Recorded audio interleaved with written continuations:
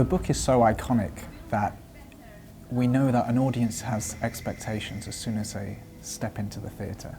They know these stories, especially with all the adaptations that have followed on film, for example.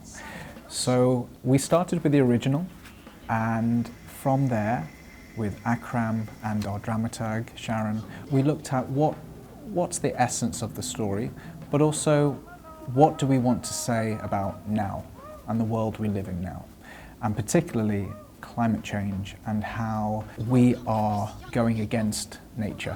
We are trying to dominate nature in many ways. So we've taken all the favourite characters of Mowgli, Baloo, Bagheera. We've got those characters there, but they've been completely reimagined. I think one of the biggest changes that we've done is we have brought it to a city. So we're not in a jungle. And this idea of what would it be like for these animals, these outsiders, to congregate in a man-made environment. We're the guests on this earth.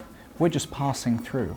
The earth will still be there when we're gone. So if you are a guest in someone's house, for example, would you leave it in the state that we are leaving the world now? And I think that's something that we try to punctuate in the show. How do we want our home to be left for the next generation? And that's something we wanted for the children to see.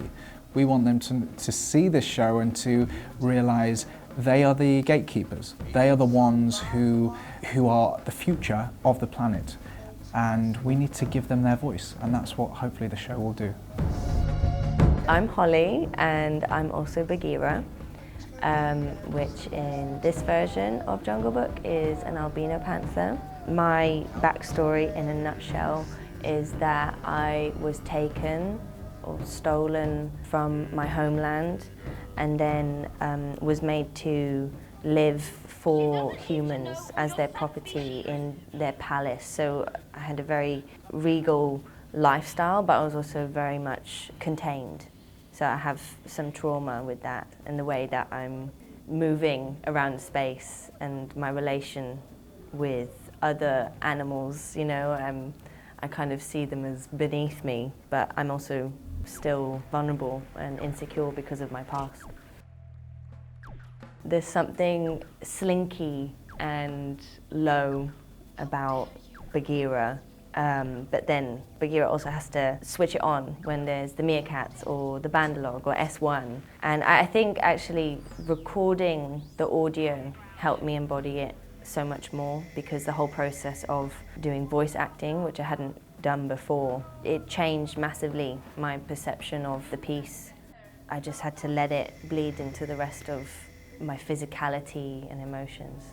So it's not just my voice, it's my music, it's my rhythm, it's my intonation. Individually, I feel empowered by exploring being in an animal, being something that is considered less than to wider society. I feel like this piece is pointing a big finger at human beings. I hope kids feel inspired but also learn something.